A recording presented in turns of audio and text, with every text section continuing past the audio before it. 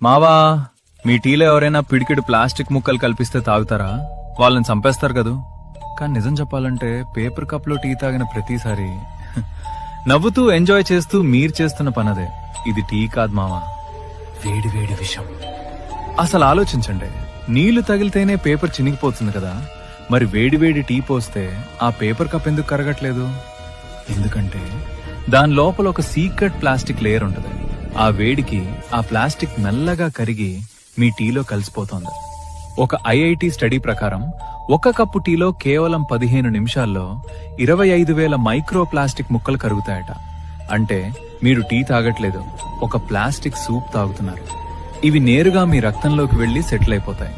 దీనివల్ల gas trouble వస్తే హ్యాపీనే, కానీ ఇది తెచ్చేది క్యాన్సర్ మరియు మగవాళ్ళలో పిల్లలు పుట్టకపోవడం వంటి సమస్యలు. మీ ప్రమేయం లేకుండానే మీ డిఎన్ఏని మీరే నాశనం చేసుకుంటున్నారు మావా.